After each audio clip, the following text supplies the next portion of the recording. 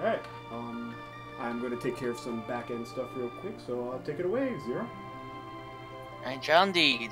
Thank you, Crash Dragon.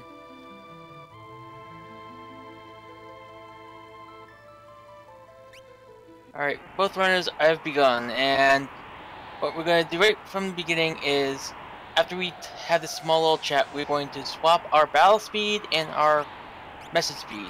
We want to go as slow as possible in battle to make sure we can get as many hits in as possible. And for our text, we just want to go as fast as we can through it.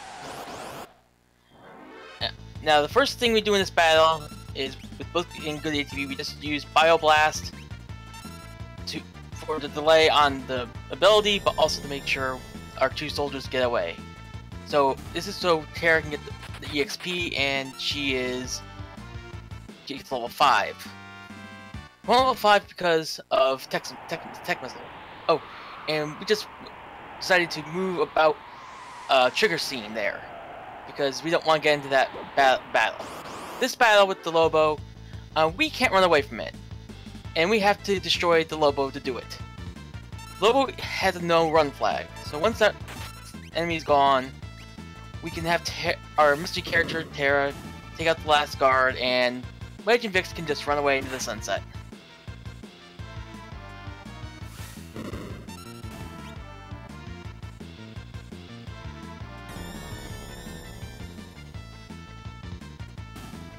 I was going to say, we want Tara to be level 5 for this coming battle. We want it as many away with a boss. This is for damage output, and it will ensure that the quick kill that we might be able to do is more successful.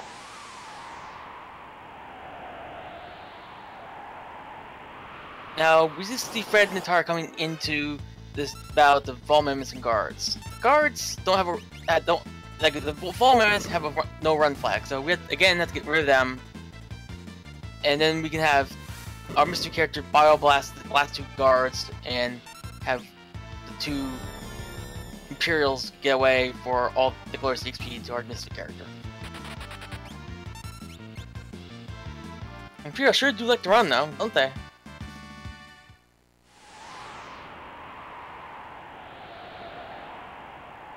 Now we see Netara and Fred coming up to the mines.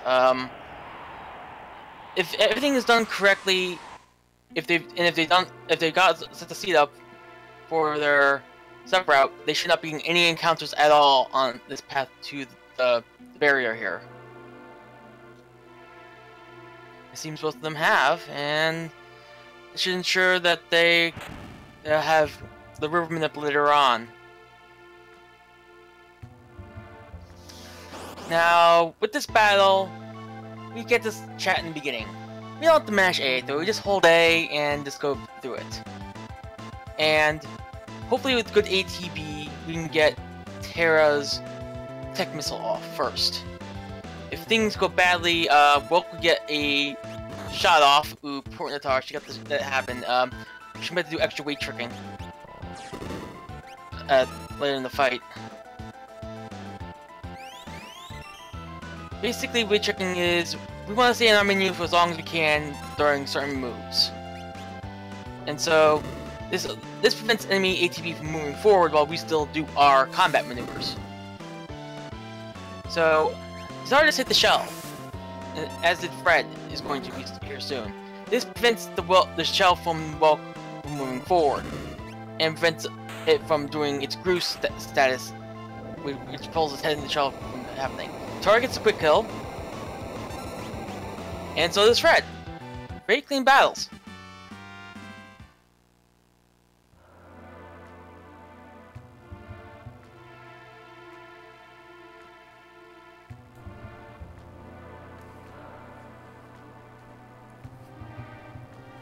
Now we see this Esper here. We don't know why it's here, but it's probably left over for some reason from something of some bygone age. And now, it wants to have a little chat with us, apparently. But it looks like the girl, our mystery girl wants to talk to it, and she's shimmering a little bit.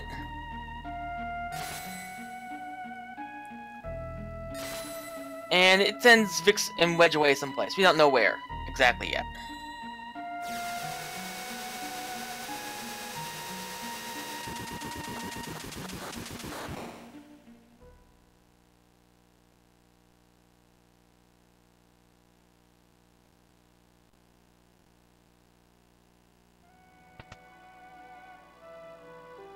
I wake up to find this old man wanting to talk to us, and we're all groggy, and we find out that our character had a slave crown on their head, basically robbing them all thought and memory.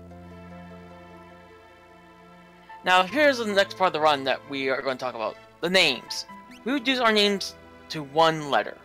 This is because the text goes across the screen every couple of frames, and reducing letters to one makes the frames lesser, so we save time. In the long run, by the end of the run, we save at least 30 seconds or so. I have to recheck that later.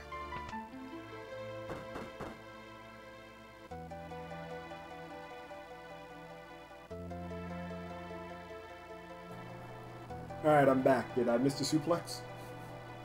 No, you've not missed the suplex. Well, they're both very fast runners. Oh, yes indeed. Netara is just crossing this bridge to the mine, so... Alright. Yeah. So, I'm guessing they're both on step route then. Yes, they are. They both are on step route. Looking very good. So, just to go over step routing. So we did a little bit of manipulation before we started off these runs here.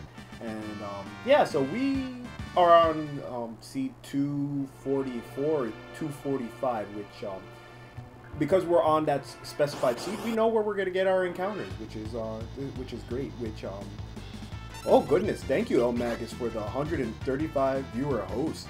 Welcome everyone to another Kefka at Narshe race. We have Netara versus fcoughlin here, so hope you guys are comfy coming from his end. And if anyone has any questions, go ahead and throw them out in the chat. Now, while we're on step route, I'm sorry, I was interrupting you, Scratch Dragon. Basically, we're fighting all these encounters with a multi-target fire.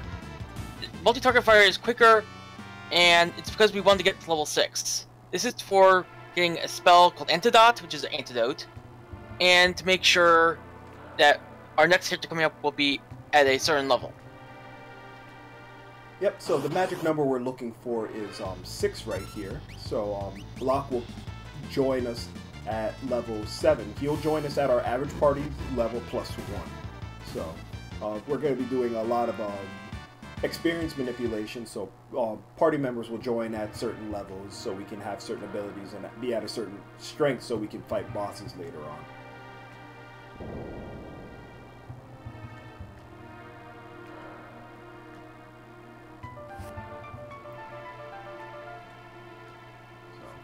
Little bit of a spill here as Terra is trying to get away from the...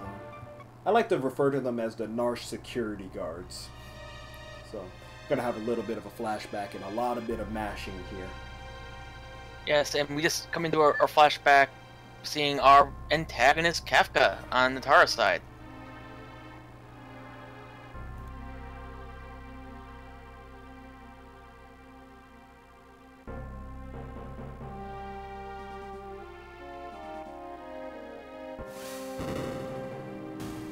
So, yeah, Terra did some pretty nasty things with the slave crown on, so remembering a little bit of that.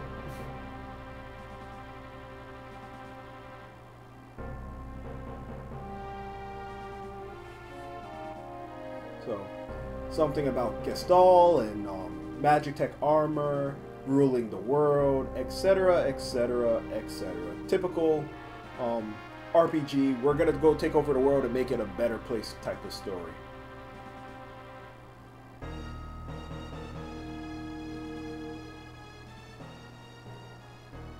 Should probably remember that guy on the left. He's a bit of a jerk, right, Zero?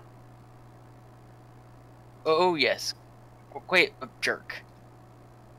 So, I want to ask, who's this Pokemon? I mean, who's this guy? He's some treasure hunter, I believe, or archaeologist, something along those lines. Yeah, treasure hunter. He's got to be a treasure hunter, right? So, What's that so in his description? I mean, I'm gonna take the description for what it's worth. So, in case anyone didn't read it, did you go over scrolling text boxes already? Actually, I have. Okay, so once again, we're just gonna condense his name down, one character, save ourselves 4 characters per each time he talks, save a lot of time. Nice and simple. So, gonna be tasking this guy Locke, some treasure hunter named Locke, to go help our girl T out here. So, I didn't know he could fly down from the ceiling. Anyway, finds T. Don't we have a rope or something? Yeah, sure. Invisible rope. Everything makes sense. Everything is great in Final Fantasy physics. So, here comes the Narshe security guards to go mess up our day. So, what do you think we're going to do here?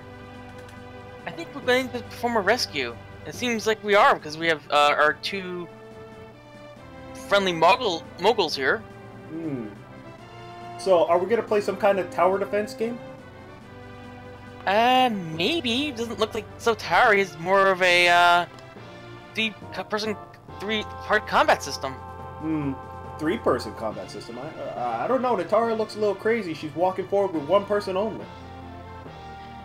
Ooh, but she just skipped somebody with their movements because they were moving forward. Impressive. Very impressive.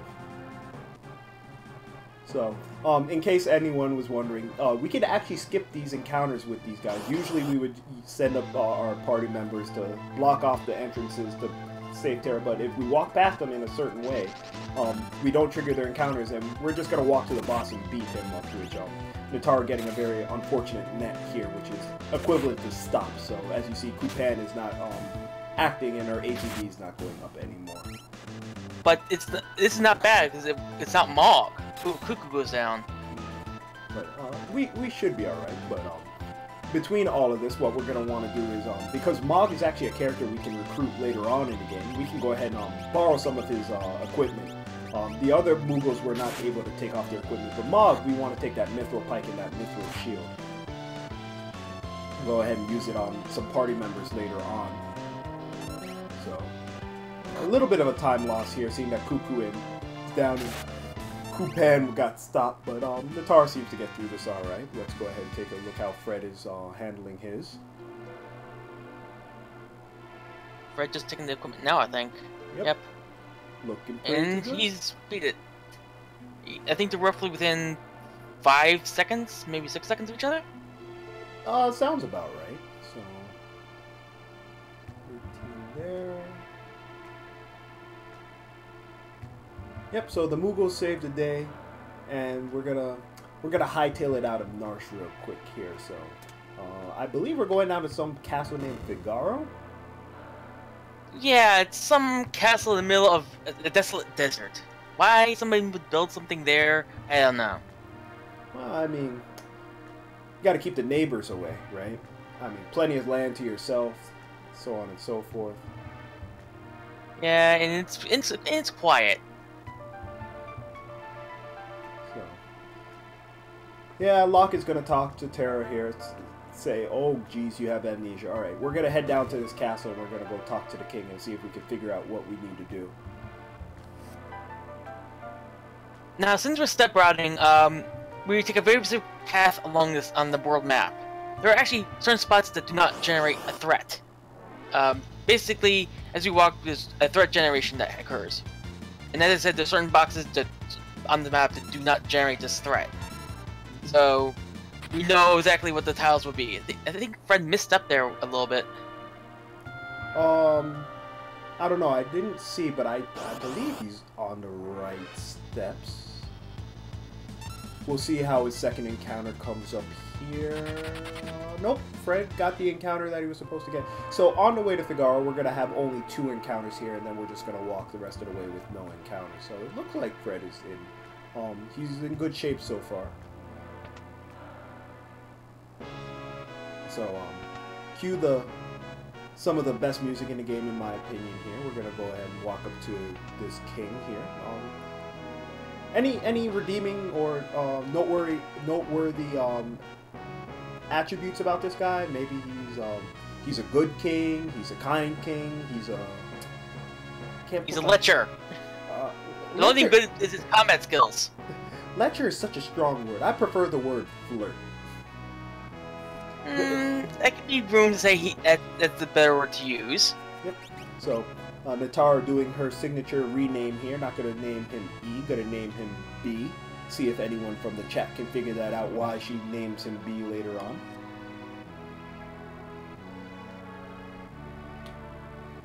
Well, I realized just now that Fred actually named Terra Netara. Yes, I noticed that. That's pretty interesting. Or did he name Locke Netara? Oh, he named Locke Netara. Okay. Basically, after we talk to this king, we're gonna go talk to somebody else, importantly. But, yeah, this castle is kind of cutscene heavy. And, yeah, I am surprised that Fred went to naming Locke Netara. That's for her, because why not? Fred just wants to confuse everyone, in my opinion. Also, Netara isn't a thief, she is a treasure hunter, so, I mean, everything makes sense. Indeed, everything does make sense. The world is in perfect alignment. Speaking of perfect alignment, it looks like we want some good movement in the castle while we go talk to the matron here and have our quick little flashback. Good old younger twin here. His name kind of escapes me. His name is S, right? Save it? S? Yeah, that sounds about right. Ah, yes. My favorite character in the game. As it should be, since he is one of our main damage dealers. Yep, but we will cover him a little bit later. So we triggered this. We got our little flashback. So we're going to go back and talk to the king. And we're going to move forward.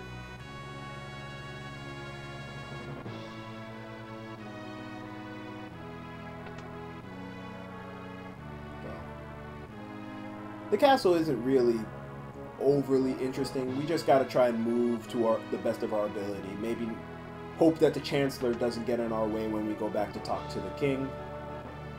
Netara looks like she gets by the Oh, and Fred gets stopped by the king. Ooh. Oh, the Chancellor, that guy's a jerk. But here comes a really big jerk. The biggest jerk in all the series. Yep. Something about sand on his boots, calling people idiots, and a notable laugh. Yes, a very noticeable laugh, one that can't be forgotten and etches in our mind. Mm-hmm. The most noteworthy laugh of all Final Fantasy. If anyone wants to argue with me, come and fight me. I want someone to give me an example. Anyone can give me an example.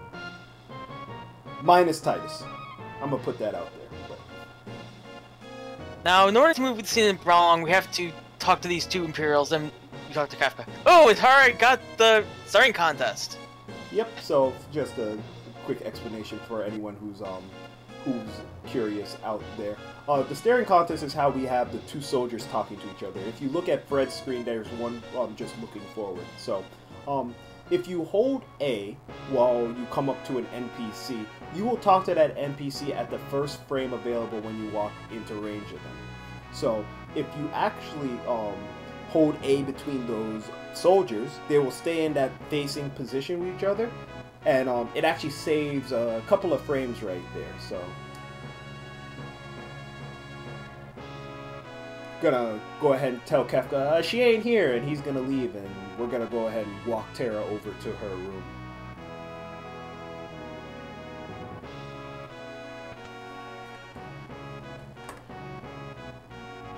So, nothing bad can happen. We're just gonna take a good night's rest and figure out what to do in the morning. So everything's hunky-dory. We fooled the Empire. Everything will be great. Happy ending. Nothing can go wrong, as you said. Oh, of course not. Nothing goes wrong in video games. Everything goes exactly as planned. As planned.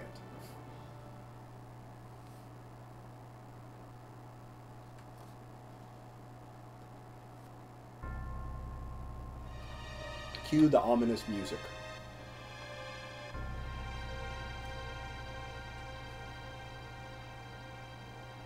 Actually, it's actually kind of curious. He has a fire in his the fireplace over there, but he notices something's wrong outside. How do you figure? I don't know. Maybe he does it from the smell or the yells or something. And maybe just because the heat from these burning stones on the castle. Maybe. So now we don't have to talk to Kefka here. We just have to talk to this guy to trigger the next part of the story. Yeah, some random soldier. So we're gonna go ahead and save our castle, right? Doesn't look like we might. We're running away. But running away is saving the castle, right? I don't know. I mean, running away and saving the castle are two different things, aren't they? Not in this case, because good old Edgar here, as much as a flirt that he is, he's also he's got a PhD in machinery, good old engineering, as it were. So yeah, he turned his castle into a submarine, a sand submarine, but a submarine nonetheless.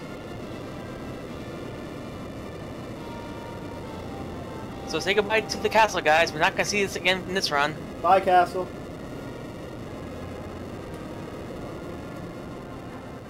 So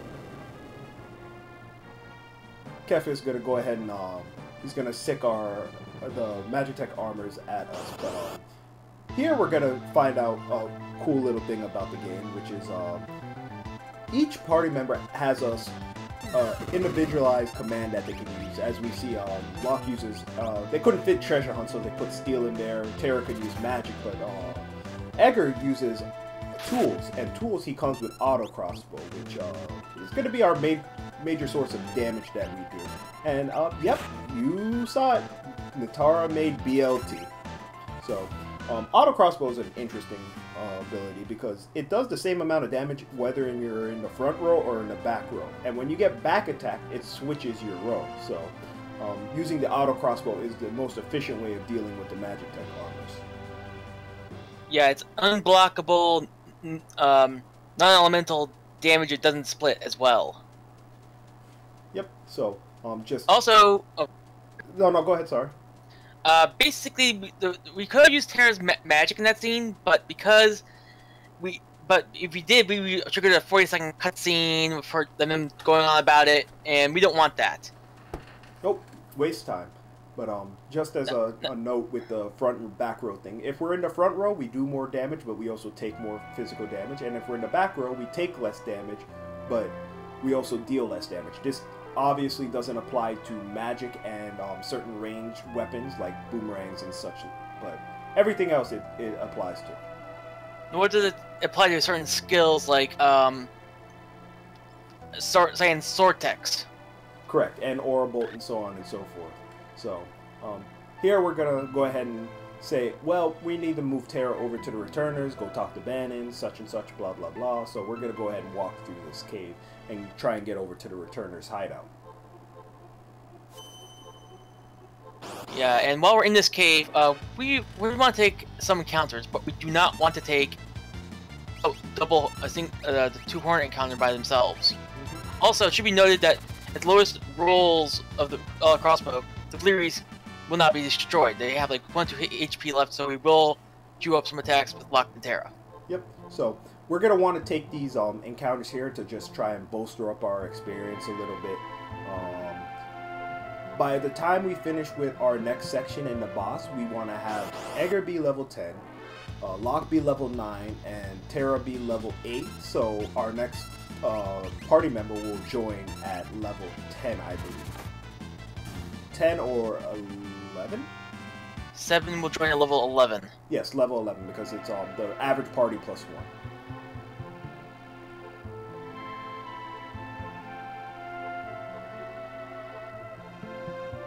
So we're just going to take all these encounters in this cave here.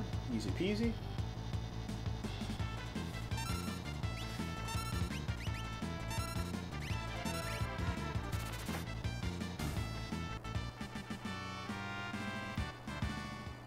We also need a little bit of gold as well because, as you see here, we're gonna take a pit stop at this town. If you notice that we're walking in a very funny way, this is to cover the no encounter tiles that Zero was talking about earlier. But we want to stop off at this relic shop to pick up our speed running item known as the sprint shoes.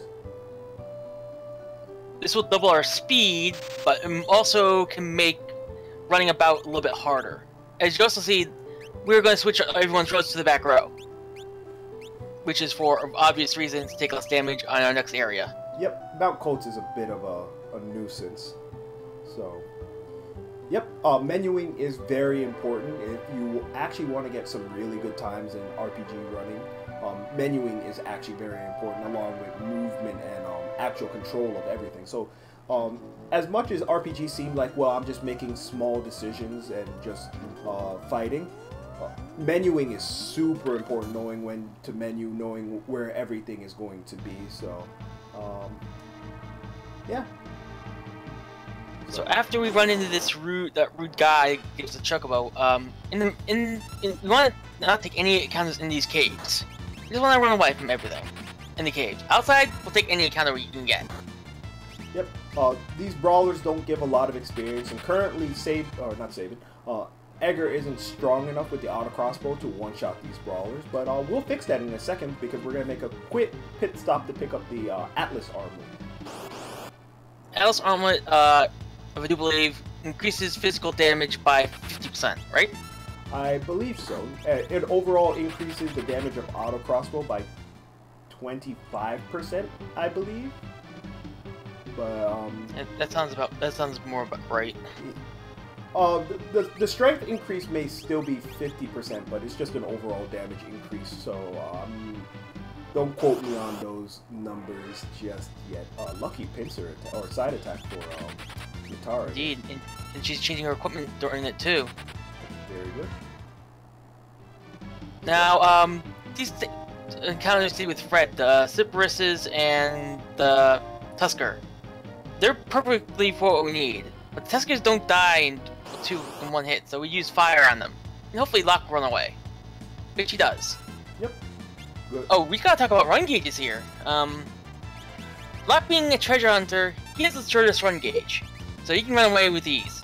Everybody else has various other sized run gauges, and later on down the road, our character site and that we get has the longest run gauge. Why do you think that is? Well, I mean, Locke is a treasure hunter, so he's got to run down to town and sell that stuff. But so yeah, he has a shorter run gauge. Some characters have longer run gauges. The run gauge is actually a hidden feature of each of the characters. We don't get to see it. So the two conditions to running away in the game is having a full ATB bar and filling the run gauge. So we could run away with individual characters if their run gauge is filled and their ATB is filled as well. So some more experience manipulation to get our characters to the levels we would like them to be at. So, because we also know what encounters we're going to get these 4-packs here. And what we really want is we actually want to fight all the 4-packs because they give the most experience on the mountain. And then we're with the way we have experience routed, we just need Locke to run away from one of those 4-packs, which we get 3 of them on the way down to the next boss. Now, this other monster we see on the screen, the Trillium. The reason we picked Netara at level 6 to begin with is because of her antidote. These things can poison us if we get unlucky, and we see on Netara's side right now. Good old jerks. So. Poison's one of those unfortunate status effects that it takes damage while you're in battle, but the more unfortunate part of it is while you're walking, for each step that you take, you also take damage, so we can't really afford to take all that much damage while walking down to the boss. Plus, we get a really blurry screen, and it makes almost anything impossible to see.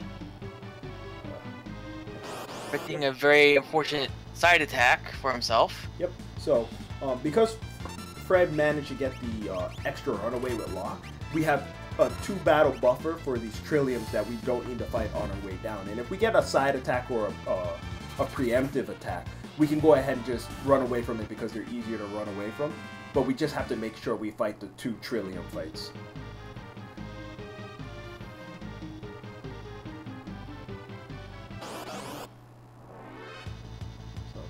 things are looking pretty good on Fred's side. This should be the last fight to get his levels to 10, 9, 8.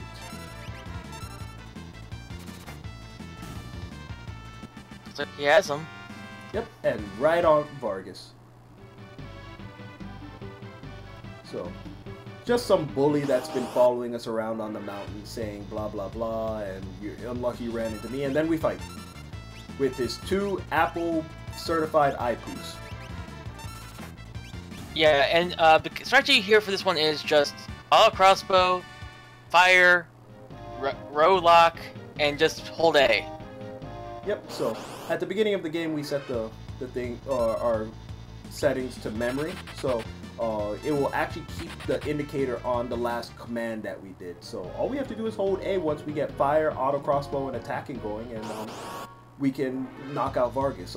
A little advanced tech that we can do here as well is we can try and manipulate Vargas's ATB for a little scene that comes up later, so we can skip a move that he used called Doomfist. Ooh, and he lost his lock. For that's going to cost him a little bit of damage, but it's probably not going to affect him in the long run. Yep, so... Netara just entering Vargas now. Yep, so lock falling down here isn't the biggest of all deals. We just don't want Edgar or Tara actually being wounded or being killed in this fight, because we're going to need them for later.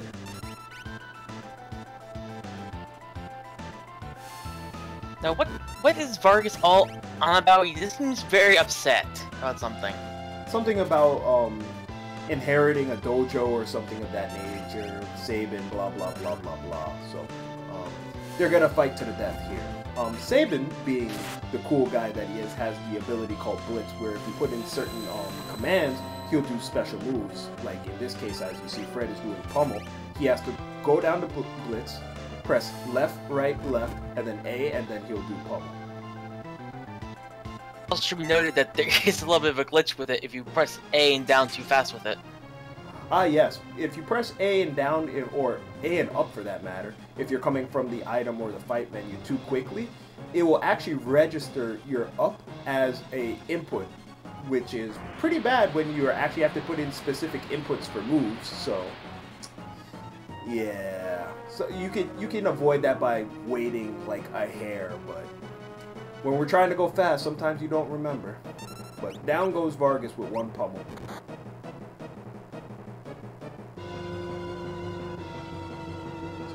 We take out Vargas, we're going to have Sabin join our crew, and we're going to make our way over to the returners. Just as an extra note here, we do have access to some other blitzes that we can use, but only pummel will actually end that fight. At level 11, we have Suplex and Orbolt as well. Yep. Correct? Correct. So, a little bit more funny walking coming up to the returner's hideout. We want to hit those no encounter tiles as we walk up there. So we should only get 1 fight on the way to the returner's hideout.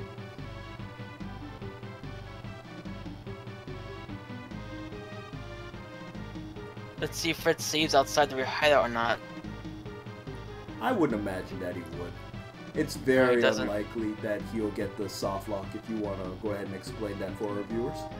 Basically, since it's already happened in the tournament once already, the returner there on the far right can be in front of the stairs, and if he's in the right position, he can block you from going forward, and that will just soft lock the game. So you have to reset.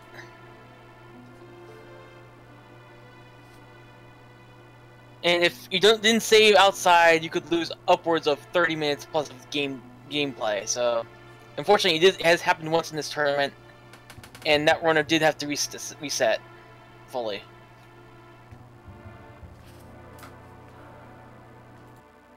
So, we're coming up to talking to this guy named Ben, and he's talking about some box and evil getting out and something being kept inside. It happened to Nit's guy. Something hope, blah blah blah blah blah. Something hope, blah blah blah blah blah. Let's have Tara make the decision. But meanwhile, while she's making that decision, let's go ahead and loot the returner's hideout. There's a lot of stuff that we're gonna need here. Oh yes, there's much in the way of loot that we need to get here in order for us to survive later on. Yep, so we're going to go ahead and walk around, pick up some treasure chests here and there.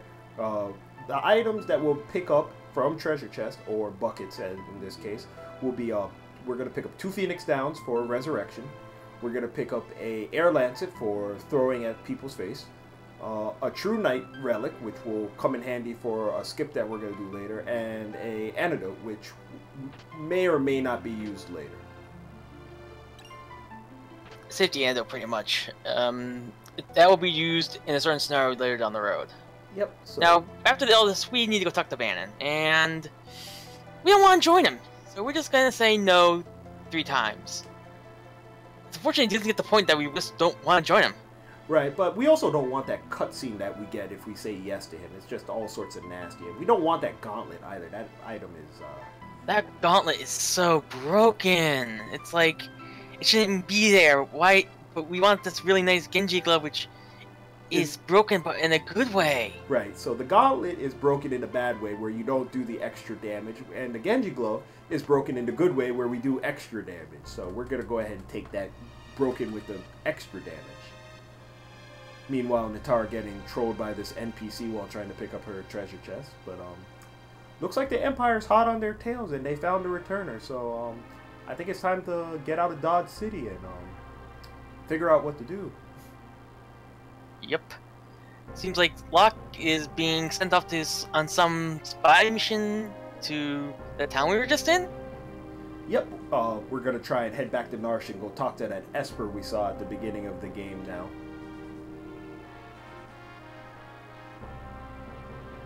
So.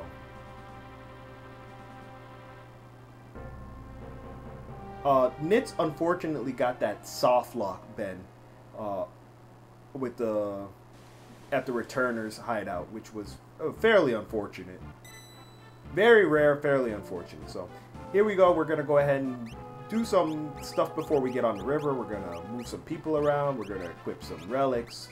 And we're going to manipulate the river a little bit by resetting and setting up for the NPC to be in a specific space. So we only get the minimum amount of encounters on the river as possible. The river can be pretty hazardous if we don't know what encounters we're going to get. And now that we have Bannon, who is he's a joy and a pleasure to be on our He's team. a squishy man. He's a very squishy man. And if he goes down, we automatically game over. So. Looks like Fred ended up jumping the gun walking out of the room so he couldn't get the NPC manipulation. Looks like he tried again now. Yep, so he's going to go a little weird going down the river. He may end up getting more than 2 encounters here. Yeah, basically the first 2 encounters that are on the river are fixed. Any encounters after that are all based on the seed and where that NPC was. We also always want to go left. Yeah. Straight is for craziness and right is for people who like to go in circles, so.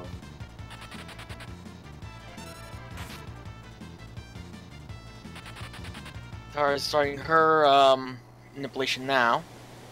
So let's see if Fred gets any extra encounters here. He seems to be doing pretty well so far. Looking good. The other thing that makes the river very treacherous is the fact that you can't just enter the menu when you're on the raft. So if Bannon's at low life and he enters a battle, sometimes there's just nothing you could do, so you could just get blown up by an enemy and automatic game over. Targeting a very fortunate preempted there. Yep. She's going to make her left turn here. Now, the reason we want to fight the Petrodons here is because we want Edgar at level 11. So we need to have the other 3 run away while he gets all the EXP. Which is around 900 EXP. Which is pretty good for a single character at this stage of the game. Yep. Meanwhile, Fred actually skipped the Petrodon fights here, so he's going to go ahead and try and buck this up at level 10 for Edgar. But here comes everyone's favorite octopus, Mr. Ultros. Say hello to Mr. Ultros, everybody. So, This fight's similar to the Welk fight, where we're going to want to trigger a counterattack out of him at the same time that his ATB is full to overwrite the command that he would put in. So we're going to try and manipulate a little bit and try and get this fire off at a very specific point. If things go well, we will avoid that word trigger box, and we'll be able to probably delay a little bit of the second trigger as well, I would think, but Yep. it's also a very tight window to get it done as well. Yep, if we are lucky, we will never see him attack a third time. It looks like Fred is actually opting to go with pure fire strats here, so he's going to get a second counter attack, but he's going to blaze through this fight very quickly. And down goes Ultros. Alright. Yep, and Netara's just starting hers.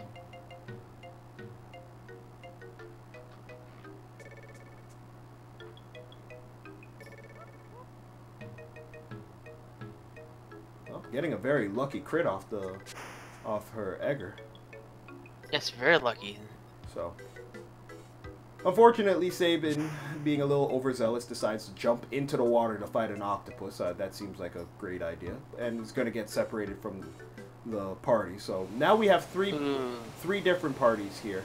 Sabin separated and Locke is separated. So we're going to have the 3 scenario section where we get to pick which one we want to use, and we're going to go ahead and take the Sabin scenario. Tara unfortunately missed preventing the trigger, and she lost her Terra as well, so right. that's gonna make things a little more difficult on her end. Yep, she's probably gonna want to play this a little bit safer. Now here on Fred's side, we see this character that we saw entering South Figaro. What are we gonna do with him? We're going to borrow his stuff and leave his name alone. Ooh, Netara, this white. No, husbando, why would you do that? Well, at least she saved that right before the battle. Yep, Netara is she is an advocate of the safety save. So things can go wrong in this run very easily, as you see there. So Netara luckily has a save there, so she's not completely out of this race right now. Back to Fred's side, where we're doing the Sabin scenario first. We're going to go ahead and do Sabin scenario for a couple of reasons. One is it is the longest scenario out of all of them. 2, it becomes very helpful for the other scenarios because we get access to a certain item at the end of it. And 3, we just want to get this long scenario out of the way. Yeah, it can. The middle part of the scenario can be very annoying and very painful. Yep. Ooh, Terra going down again.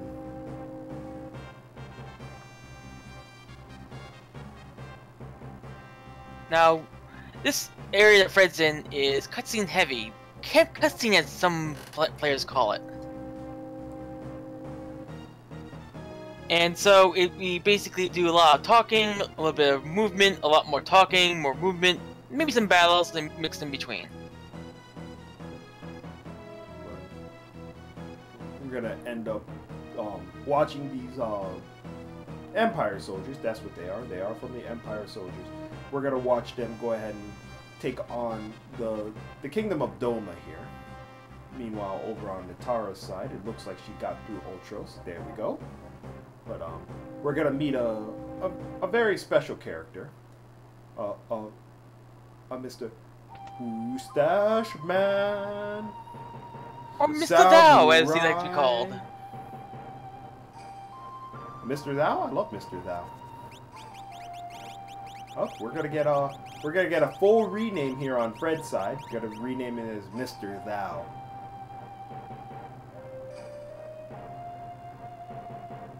So, yes, we still have plenty of time, plenty of race left. Netara is not out of this by any means whatsoever. A lot of things could still go wrong. She could actually really still catch up. It looks pretty bad for her right now, but she still has plenty of opportunities to catch up, depending on how it goes for Fred and his luck. Now, as you saw, Fred changed his battle speed to 1, and we put Cyan here. Basically, for 1, it affects all enemies. So, the faster this battle goes with the enemy, the faster we can do a retort and get out of it. Yep. And you get the black belt, which is nice. Yep. So, what is got a name? Shadow Fred. Good old Netara. So, yeah. Once again, battle speed only really affects the enemies. So, we set it to 1 to speed them up.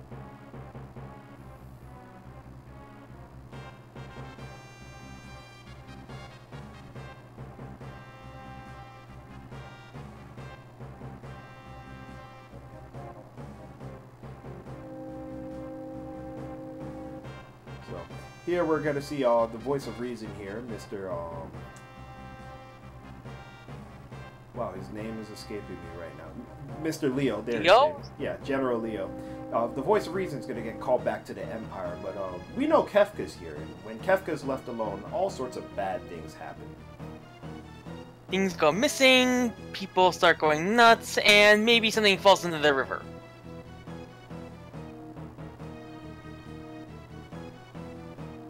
Yeah. As Ben is pointing out there, from the leader fight, we actually have I believe it's 7 out of 8 chance of getting the black belt, which is the preferred item to get. But every 1 out of 8 times, we'll get the Phoenix down, which is not really. It's not the best. It's not the worst, but it's not the best because we'd rather have the black belt to sell later on. Yeah, indeed. But it does give us a little bit more of opportunity to save someone if we die. And now, this is something important. Kefka is actually in our party at this point. So, changing the battle speed back down to 6 wouldn't have done anything. That's why we keep it at 1 for this small section. Oh, we're having a call. It looks like some of our chat is a bit thirsty here. You think Kefka's going to be able to help them out? I'm sure they will be able to get some help from Kefka. So, but luckily for us, we can go ahead and we could knock Kefka and tell him, yo, waiter. Well, does he look like a waiter? We only have to hit him once to move forward, so. He looks like a waiter in some ways, because that outfit. Yep, so here we're not fighting Kefka anymore, so we're gonna do some switching around here. We're gonna switch back our battle speed, move some equipment around, because we want the ninja gear on Sabin, because it's much better on him. And we're gonna be keeping him for the long haul, which is nice. Now we're just going to fight these guys. The first row of soldiers to fight normally. They all have a chance to counter, and countering can hurt really badly. Templars, on the other hand, we can just do our special moves and deal with them in that manner. Meanwhile, it looks like Netara's getting her retort on over there, ending up. And she gets black belt too. Very nice. So, it's that time. So, you remember those Sunny D commercials from back in the day where you would go, we got some soda, some purple stuff, some Sunny D. Yeah, this is why they didn't want the purple stuff.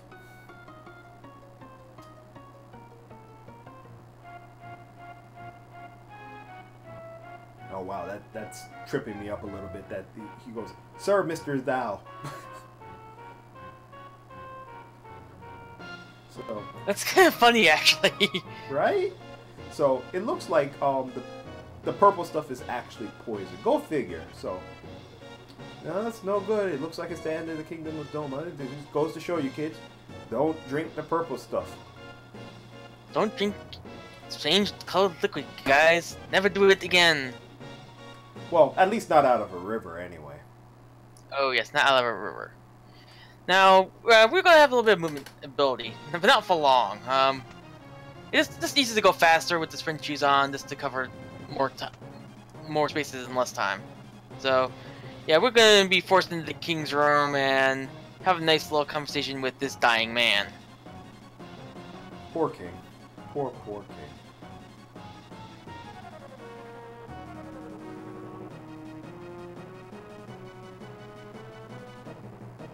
So, more stuff happening. Kingdom of Doma got poisoned. Man, well, what's a man to do? Well, he's got to. I guess we're gonna have to go search for survivors, right? Yes, and I think Cyan has something else to search for too. Oh, hopefully survivors. But Yes, survivors, and unfortunately, something else. His wife. Well, they're not on the survivors list. It looks like it's just Cyan in that Doma Sentry. So at this point, he reacts as any level-headed person would, and he's gonna go attack the Empire camp. Are we sure that's level-headed? Oh, it's pretty level-headed. I mean, he does have the strength of 100 men. And I would think a level-headed person would want to talk normally, not go on a rampage. But what do I know? Rampage, talking normally, sounds like the same thing. It could be thinking the same thing. Now, in this battle, we hopefully won't get any attacks from Cyan that are of a dispatch nature. That wastes time. And we get a Wild Fang from Shadow, which is also nice.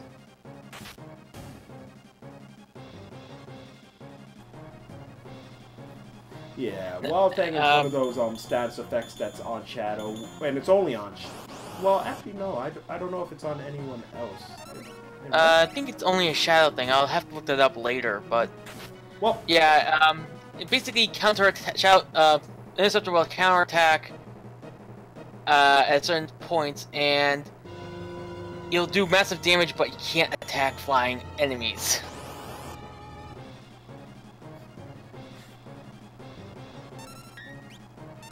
So, here in this fight, we're actually just hoping that Cyan will attack the grunts here, because he can one-shot the grunts, and then we can have Sabin or both the cadet to one-shot him. Nice and easy, easy peasy. Oh, got a low damage roll on the Aura Bolt there, but Cyan manages to clean it up very nicely. No fuss, no muss there. And now we're about to enter into our little next section of the game that deals another great status effect. Yep. The Magitech armor. Yep, little known fact that the Magitech armors are actually status effects. We actually needed it to be a status effect, and this is also the reason why Kefka is technically part of our party when he's in that form in battle, because this was the only way we could get him into a Magitech armor at the beginning of the game, or at least the programmers anyway. So we're gonna go ahead and take these Magitech armors and ride our way out to freedom. Ooh, nice preemptive side attack for Fred. Yep. Luckily for us, all these fights that we're going to be coming up to will just, they only take one beam to finish up. So during this time, we're going to take some time, usually, anyway, to reorganize our inventory. An unfortunate back attack there.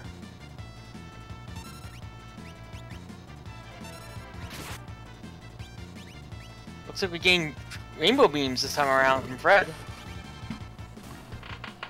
Yep, rainbow beams don't do extra damage or saves any frames.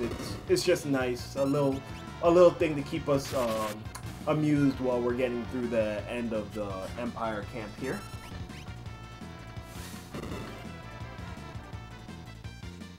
Start entering her Cyan Gauntlet now. Also, something we did not mention, you want to talk to Cyan from the front or the side? Not from the front, the back or the side. Because talking from the front will make you take damage and you will get kicked out of the way.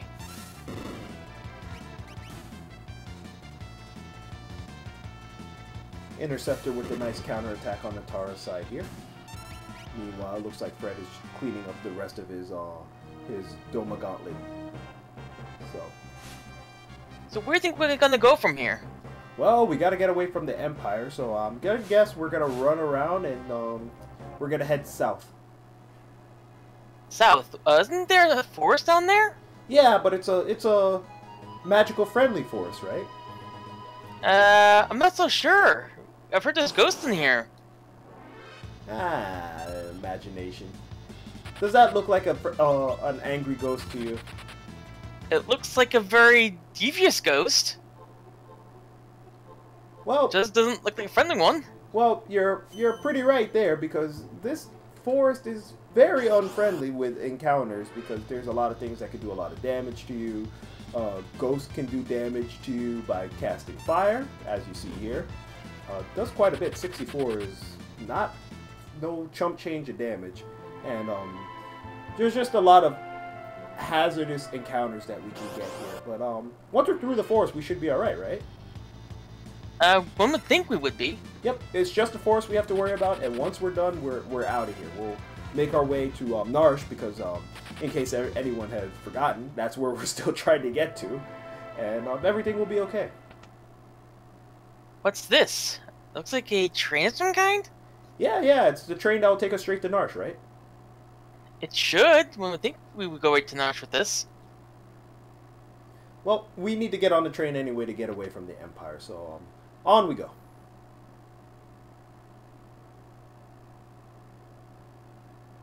So, did I fail to mention by Narshe I meant the afterlife? No, you did not. Well, it seems like we are going to the afterlife for this thing. Oh well. Alright, game over, boys. Let's go home. Pack it up. It doesn't seem like Seven wants to do that. It looks like he wants to stop this train. But all joking aside here, with the Phantom train, we're gonna try and avoid some very unfortunate encounters like these.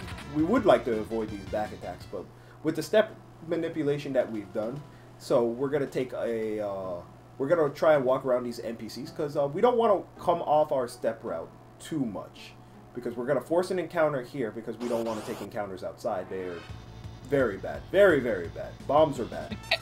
Yeah, bombs are known to do blaze, and they can do single target of over 200 damage, and multi-target they do around 150. They can decimate your party pretty badly. Right, so we want to avoid bombs, and we're also trying to set up for our next area, the Veldt, as well. So, misstepping here is a little bit more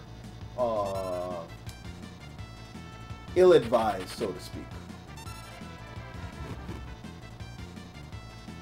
So, as you see here, poor Cyan getting fired to death. It's unfortunate, but at least the chance Fred can still pull this out without much worry. Except he won't be able to re-equip Cyan for a much later thing that he needs to do. Yep, but well, I'm sure Fred knows the backup, so we'll be able to get to that. Meanwhile, Netara is entering the forest now, hot on Fred's tail. Yep. And hopefully she'll be able to find a way to catch up with ease. Now, we're gonna start looking like we're gonna jump over these trains. Looks like Seven did do leg day. Oh, Seven never skips leg day. That's why you can Naruto run across these train tops. But apparently so can these ghosts, because look at that, just on top of the train like that, like they're following Seven. What a bunch of... They're special. Yep, and that switch, unfortunately for us, gets rid of some of the cars, so we're now home free. What's this? Again, this switch does something else. But how? All-purpose switch. Every train has it. Don't your trains have it? Not that I know of. Ah, well, I mean, my trains have those. Every train that takes me to the afterlife has one of those all-purpose switches. I think every car would have one, but only this one does. Yep. Must be a special car. At this point, as you see, Fred is at the mercy of these NPCs here, so he has to wait for them to move out of the way, because if he comes off the step route, a lot of things can go wrong in the Veldt. Yeah, basically we already know what encounters we're going to get in the Veldt, and if something goes wrong, the encounters will be changed. Yep. Pretty much. But meanwhile, we have to make a quick stop to pick up the earrings here. Earrings increase magic damage, and I know what you guys are thinking. With increasing magic damage, how does that help us? Well, Sabin's blitzes, the pummel and the suplex, are physical damage attacks, but Aurabolt is actually magic damage, so we'll actually equip the earring on Sabin to do extra damage with Aurabolt. Ooh, it looked like Fred took couple extra steps here, so his step route I've is counted gonna he's be taken at least 2 extra steps there. Yep. At some point. So his step route's going to be off, so his belt is going to be slightly different, but just a little bit slower, not the end of the world, so to speak. Now, here we are with Phantom Train. If he's able to do it right, and he doesn't get evil tooted, he can maybe suplex the train, which he's doing. And then afterwards, he'll just use the Phoenix down and kill it. Yep. Undead enemies in this game are susceptible to restorative items, and Phoenix Down just automatically outright kills undead enemies. So there goes the Phantom Train. Also, suplex hype.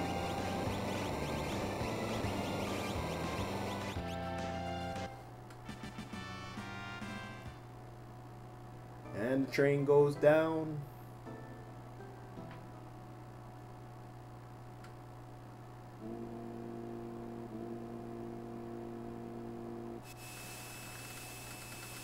So, we took care of the Phantom Train. Everything is right so far. We're gonna get out of here okay, right? Looks like we are, but who knows what's waiting for us on the platform. Which Also, reminds Netara. Oh, sorry. Go ahead. Is that the same platform we got on at, or is that a different platform we're getting off at? It always confused me.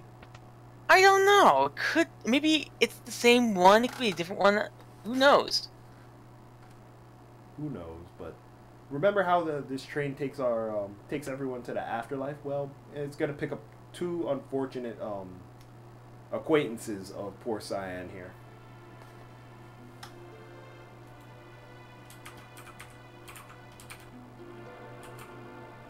So,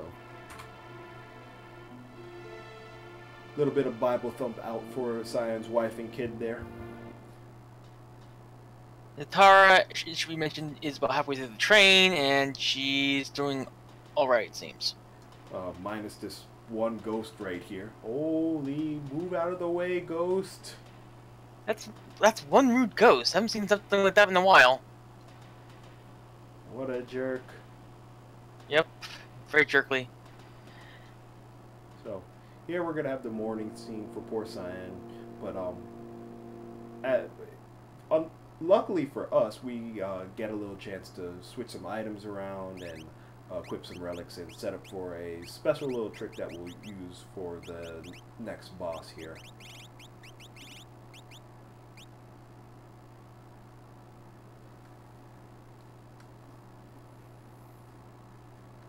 Now we have about a minute time between the beginning of the scene and the end of the morning scene to do this.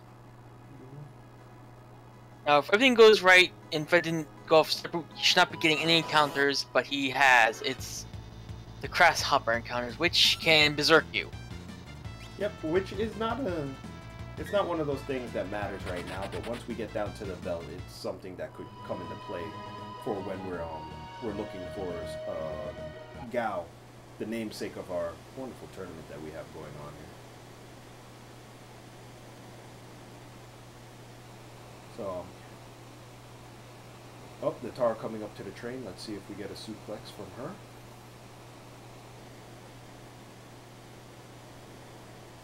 He attempted it. Evil 2? Okay, it's just the cool guy sunglasses there, but Fred is coming down to the Razor Pass fight. If you want to go ahead and explain that, please. Yeah, I will. Basically, during this entire battle, we want to kill Cyan, pretty much, and we want to kill one of those piranhas. So after we do that, we take out Cyan, we revive him with the Phoenix Down. And because of this, we can revive him back, put him into a retort, and basically we're going to suplex the fish. Lin gets confused, and Cyan will wig out and retort the piranha, and that will end the battle. This is actually a variation on the Psycho Cyan glitch in this game. Yep, so just a little more detail on that. It's the game, when you have this transition here, it should spawn more fish or the boss once you actually kill this last piranha. But when you do physical damage and magical damage at the same time, it confuses the game and just ends the battle. So, funny story about Retort is actually magical damage, while Suplex is physical damage, and the Suplex will always miss against the Piranha. So, even though we miss, it still counts as the physical damage being done.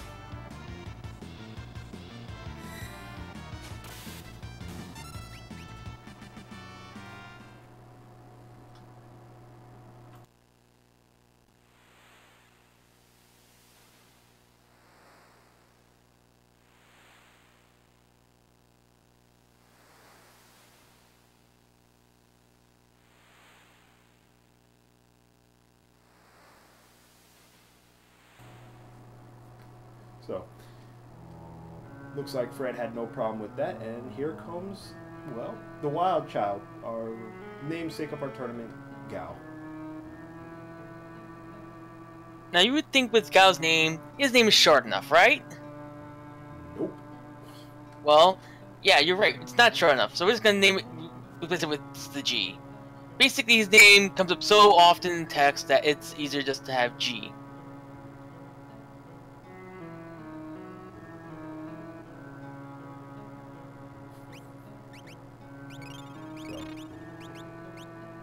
Yep. So after healing up, we're going to walk along the veldt, and since the tiny bit of mishap with the grasshoppers, we will get an intent compact later on, but right now we know what compacts we're going to get.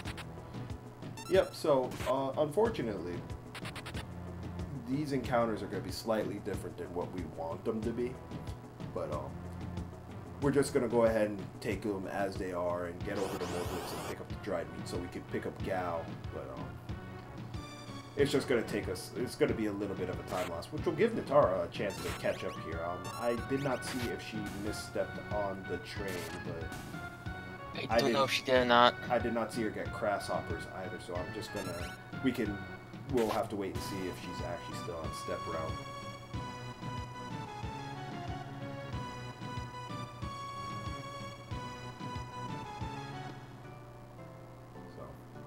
Looks like Fred got to Moblitz alright. He's just going to go ahead and buy that dried meat. And then head right back out. So, Gao's a funny little interaction in the game. So, the way that works out is Gao, on any eligible battle, he has a 5 in 8 chance of showing up. But he will not show up if it is a pincer attack. He will not show up if it's certain enemy formations. And he will not show up if any of your party members are dead. So...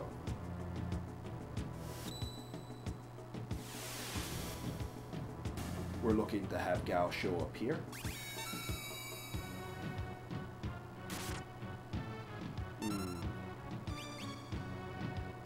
So, this is why we don't want to get this encounter, because if one of our members gets berserk, we actually have to wait for an entire cycle, because if you attack Gao while he shows up, he'll just run away, and we don't want him running away. We need to catch him.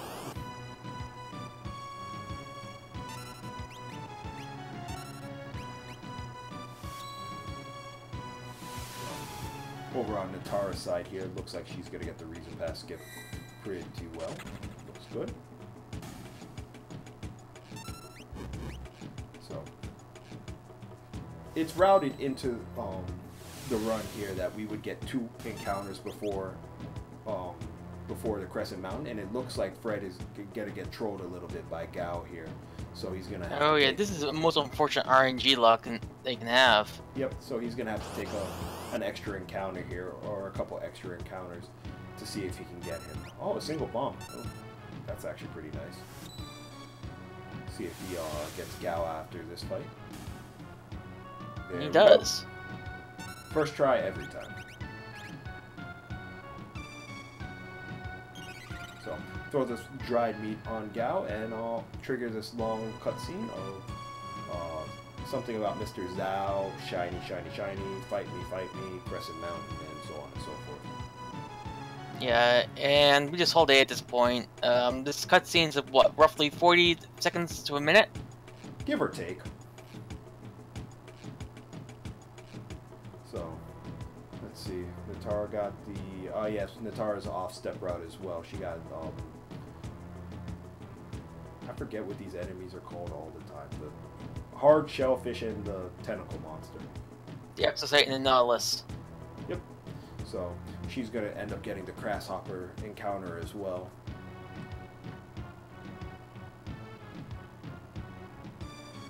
Meanwhile, I hope everyone's enjoying the soothing beat of the drums at the Veld.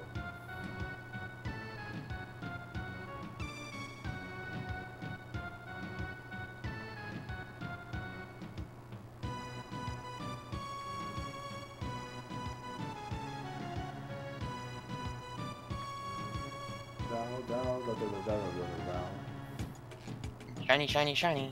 Thou, shiny. Shiny, shiny, thou. Anyway, we're gonna follow the wild child down to the Crescent Mountain, and he's gonna give us his shiny treasure here, but not before we see a very special character. So I hope everyone in Twitch chat enjoys Kappa. Throw out some Kappas for your Kappa friends, my friends.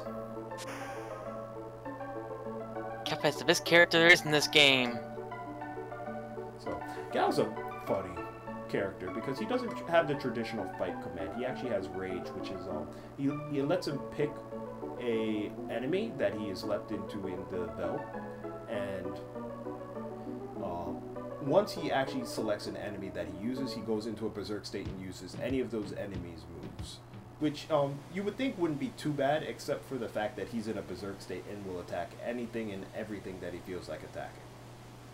So he also can only leap into the Velt enemies that he has seen, which is it's a neat mechanic, but it's kind of unruly. So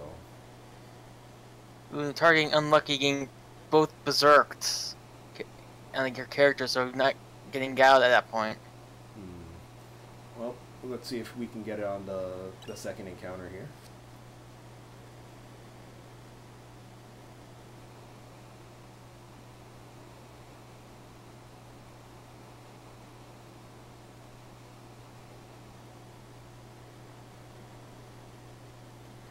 Now, Fred's about to enter Serpent's Trench, and this place can be nasty. Nasty is a word for this place. For anyone that was around earlier during the Riz versus Swanee matchup, Aquaforms are pretty bad. We can get some really bad encounters here. So what we don't want to see is a single Aquaform on the first encounter, and we don't want to see any pincer attacks. Those are the big no-nos that we don't want to see. The Aquaform should be noted to have a difficult-to-run flag on them as well. Yep. So a single Aquaform on the first encounter will give the Aquaform a opportunity to use this attack called Aqua Rig that could wipe our party. So don't want to see that. Don't want to see a single Aquaform, and we don't want to see a back attack Aquaform. And Fred gets that single Aquaform. Yep, but he had pretty good ATB here, so he'll be able to dispatch this thing very quickly. Start going through her shiny, shiny, thou, this cutscene. Yep, so Serpent Trench is a little neat place because we're going to end up with two choices. We're going to want to go left or right. So the first time we're going to want to go right because it will take us to a cave and it will skip an encounter for us. The cave is relatively short, so we'll want to take that. But when we get to the second one, we're going to want to take a left and take an extra encounter because going through the cave in the second side, which is on the right, is quite a bit longer. So we don't want to go ahead and take that. We want to take the shorter encounter, even though it may be slightly more dangerous.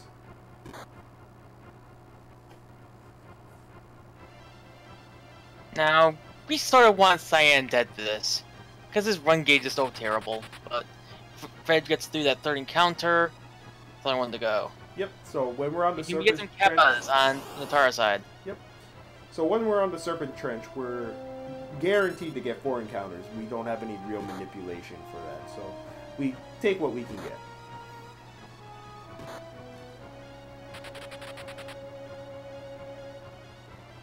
Incoming Kappas, very nice. So Looks like Fred is through the Serpent Trench A-OK. Now, are we done here in this town, or do we need to do something? Nope, we're gonna go pick up what we came to get in the first place by doing save and scenario first, which is in this case a mithril pike for later on. But we really want to get these smoke bombs. The smoke bombs let us run away from any battle, and it's gonna be very useful. Very being understated here for the other two scenarios.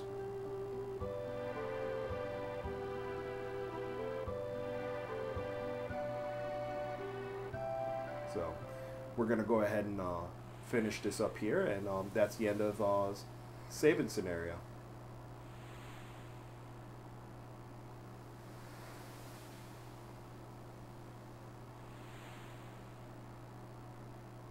Coffee actually picked up the pike first, so he went pike, and then he got pike, and then he got smoke bombs.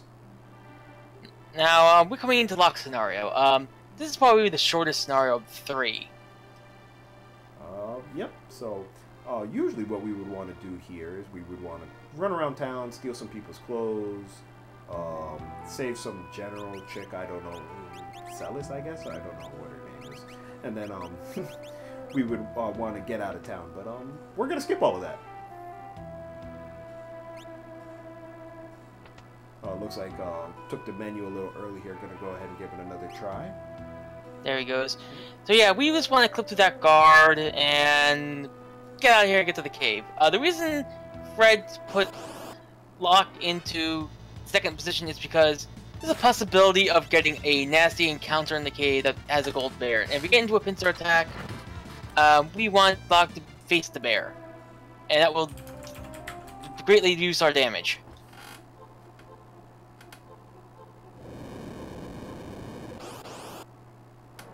Yep. So, actually, it looks like Fred is living. Oh no, he did move Locke down to space. I was about to say, if you don't move Locke down to space, it can be very dangerous.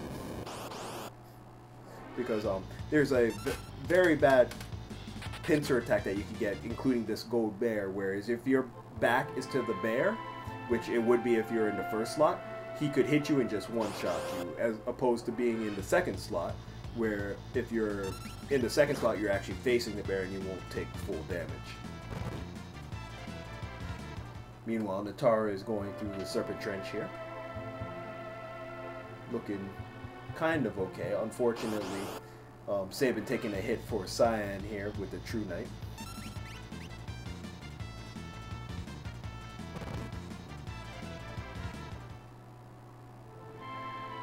This is our final encounter. Ooh, it's the back attack.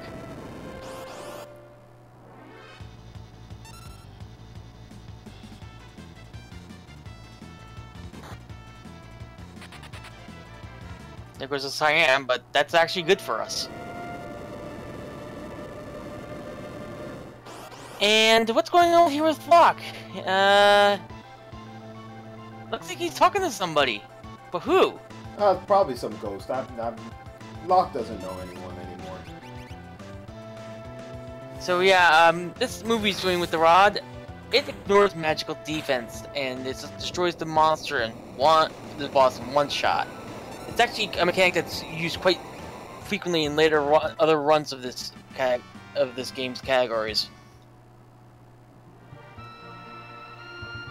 Shoutouts to Rachel. Apparently Rachel says hi. So, oh wow, we're done with Locke's scenario. Man, I blinked. It did go by rather fast. Let's see how many encounters Fred gets on this river. So, we can't manipulate this river, unfortunately. Well, we could, but we don't manipulate this river. This river is kind of funky where we can get one encounter, which is what the ideal is. Or we can get no encounters. We can get 3 encounters. We're looking for as few encounters as possible on this river. And also, if Bannon goes down, it still counts as a game over for us. Yep, that rule is still in effect. Stupid Bannon.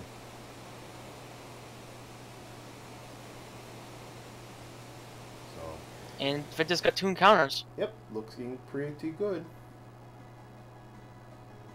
So, Terra scenario becomes a little bit less of a hassle because we have all these smoke bombs now. So we're gonna just smoke bomb our way through all of these fights here, and we're gonna get to one security checkpoint that we're gonna follow the instructions exactly as it is given it to us, right? One would think we would. Yep, because we're law-abiding citizens. They tell us there's a security checkpoint, and we're gonna follow directions.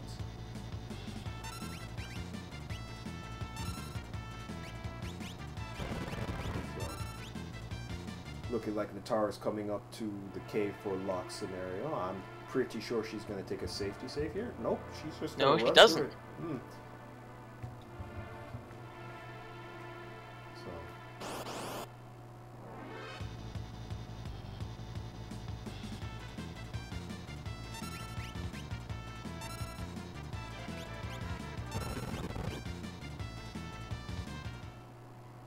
Here we go, just finishing up, and here's our security checkpoint.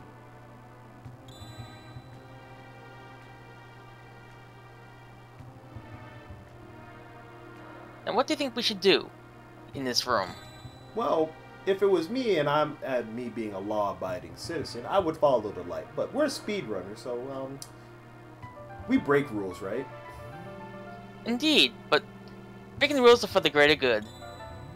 Looks like Fred set up the security checkpoint a little early, but he's just pressing A and holding it. Make sure we get through it, and that's it. That's it. We're done with that point. Now we just gotta get to that old man's house we were at earlier.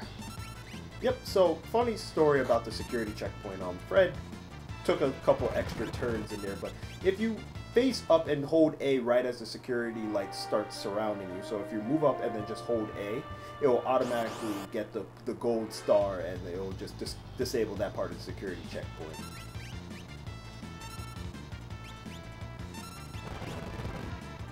Netara taking out her tunnel armor now. So, one shot, lightning or Thundaga with piercing magic defense. That's how the rods work, and down goes the tunnel armor.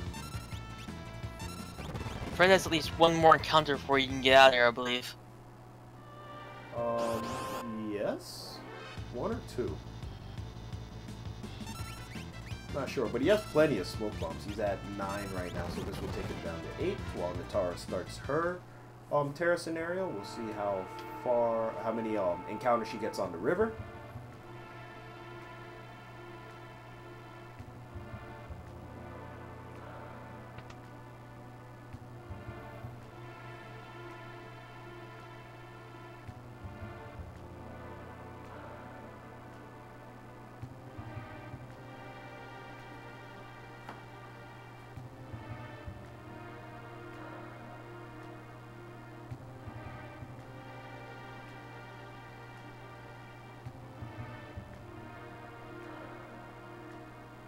She gets 3. Ouch. Now, we're ending with Fred the longest part of the cutscene sections of this game. About a 4-minute cutscene that deals with talking to this elderly guy of Narshe and talking about things about the Returners and the Empire and other stuff. Blah blah blah blah blah blah blah blah blah blah. Kefka's coming. Blah blah blah blah blah. Magitech blah blah blah blah. Breaking neutrality. Blah blah blah blah blah. Esper. Blah blah blah blah blah. That sums it up, right? Pretty much in a nutshell.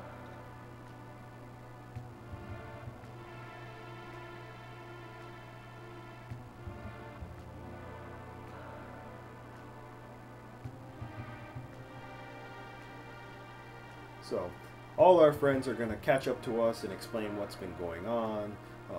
Sabin comes in with Cyan and Ga. Cyan says, hey, they poisoned my place. Ga's like, I came along, they kidnapped me. Here comes Locke with, well, there's the voice in his head, General Kutan. Where do you think he picked her up from? I would say from the Narshe mines, apparently, because that's where Kutan was. Fair enough. So was she spying on people of Narshe then? Oh, absolutely. That sounds fair. In all seriousness, the reason we have Kutin is we need to initialize Celeste, and so the Moguls take up certain spots of characters in the game, and as we name characters, those Moguls get deleted from the game's memory. And Kutin just happens to take up Celeste's spot, and we can't do anything with this Celeste version now. Same stats as before with Kutan, same equipment, so it's pretty much useless. Nice. So here comes Kefka. He wants that Esper, and he wants it bad. So it's time for us to save the Esper. So how do you think we're gonna do it?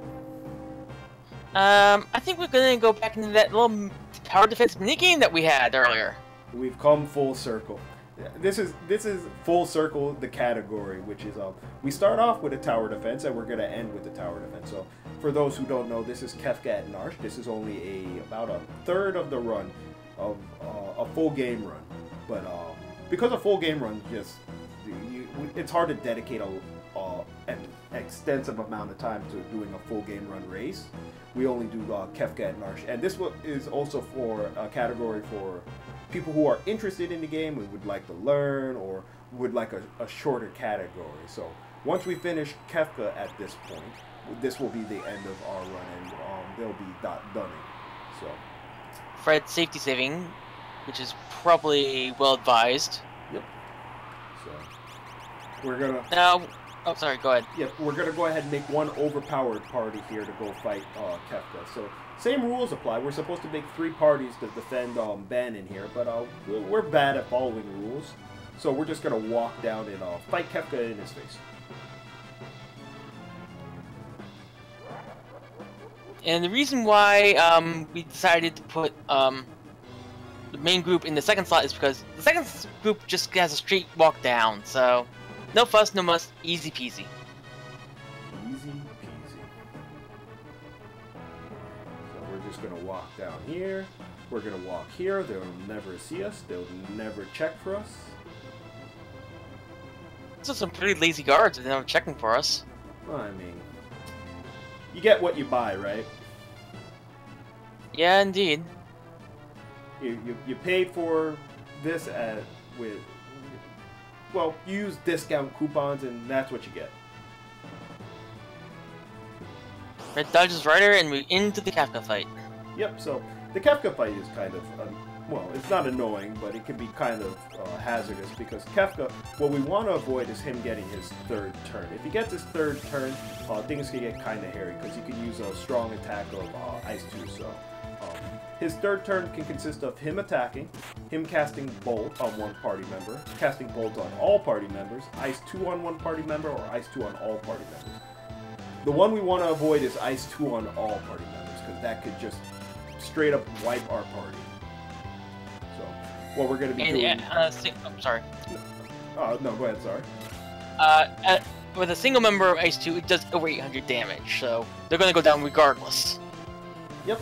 And it looks like Fred is going to get through this alright. We want to weight trick a couple of things, but it looks like he's not going to need to. And he's going to clock in here with an official SRL time of 1:28:05. Congratulations to Fred for winning this race. That's going to put him at 2-1.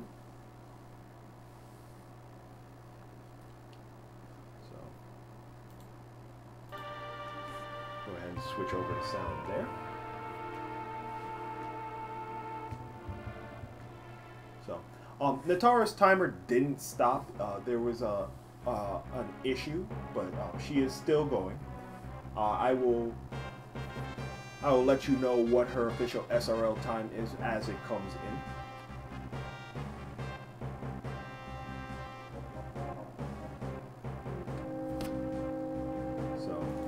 Give Netara your energy, folks. She is going to try and finish up this race strong here. And she's going to go ahead and move down to the 1 and 2 bracket, which unfortunately it doesn't look like she's going to be advancing onto the round of 16 here. But Fred will take her hopes and dreams and move up. He's going to be 2-1. He's going to be looking to go 3-1 to move on to the round of 16.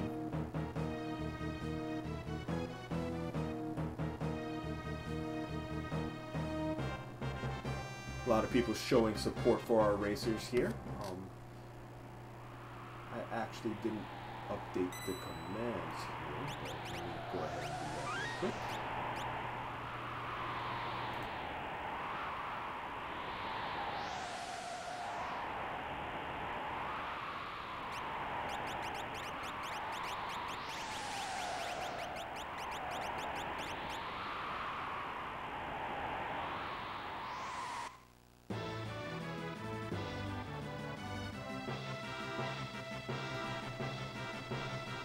So, if anyone wants to follow our racers, here's their Twitch channels.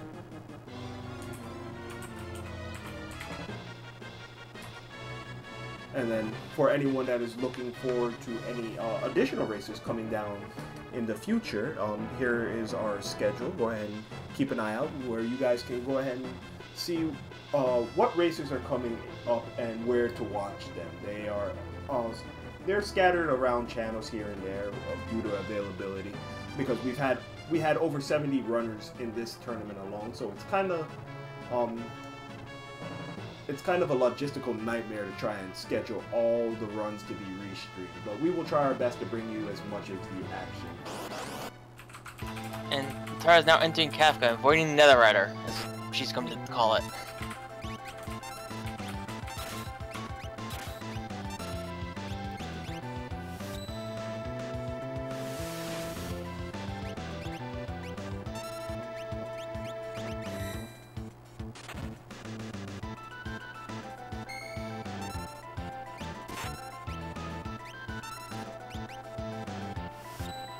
Oh, yeah, there's currently no commentary commands. Sorry, Sharky. But if you want to follow the commentators, I'm Scratch Dragon. I'm Zero Wing 211. There you go. So you guys know where to follow me at. If you want to throw your link in the chat real quick, Zero Wing. But meanwhile, looking like Netara's finishing up her race here. Her official SRL time is going to be a 1:31.57. So let's get some GGs in the chat for Netara.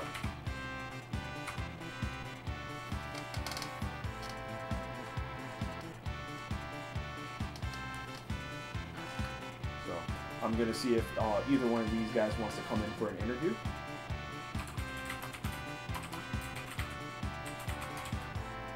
As this is the last race of tonight. I believe our next race will be tomorrow. Actually, our next race is... we don't have any currently scheduled yet for restreaming, so just keep an eye out on the schedule page, guys, for the next restreamed race. But the next race is actually Synthpop is back versus Kekuman Shoyu. There's no restream for that, but you guys can go ahead and catch that on their channels. That's going to be in 2 o'clock Eastern. What? Yeah, 2 o'clock Eastern. Hey, Netara. It's a lie. Hey, A Netara. filthy lie. Hello. Well, it's not a lie because it's about as much of a lie as your husband betraying you. Eastern. Hey, Netara. I feel so betrayed, except that was completely on me, not on him, so, you know. Well, Oh, look, on Fred's screen, because, it's asking if I'm okay. Yes, I'm totally good. Oh, let me go ahead and mute that real quick. Little Oh, look, here I am. Hi.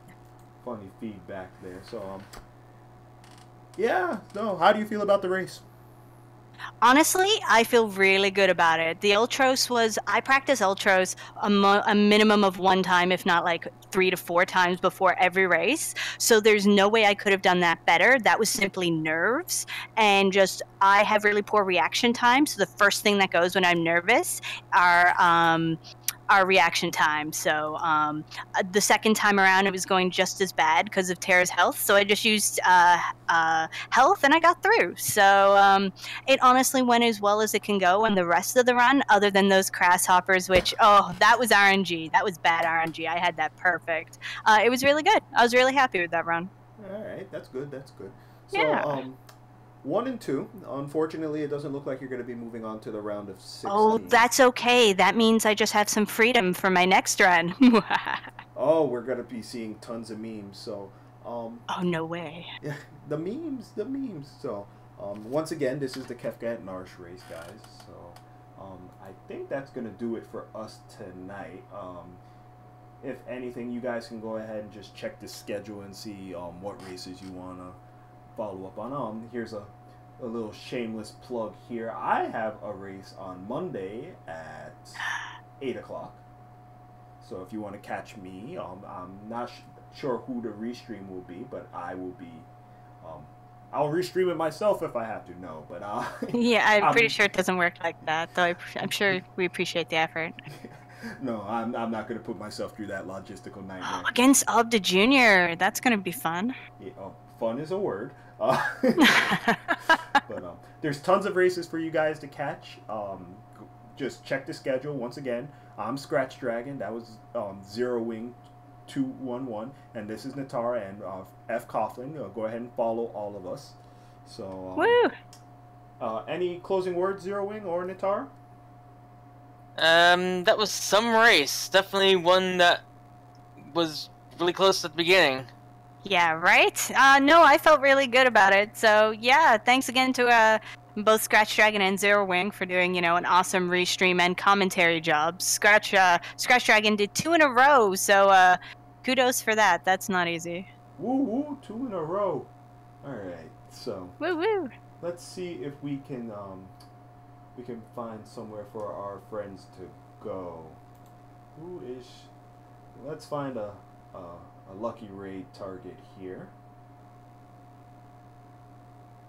Fred's down. Doesn't look like we have a good raid target for Final Fantasy VI, but we do have Zelda randomizer to go watch. So we're gonna go over to Speed Gaming 2 and watch some Zelda randomizer. So it's another race. I don't remember where we are in that tournament, but go ahead and go give those racers some support, guys. Once again, I'm Scratch Dragon. That was Netara, fcoughlin, and Zero Wing, and I hope you guys have a good night. Bye, everybody. Night.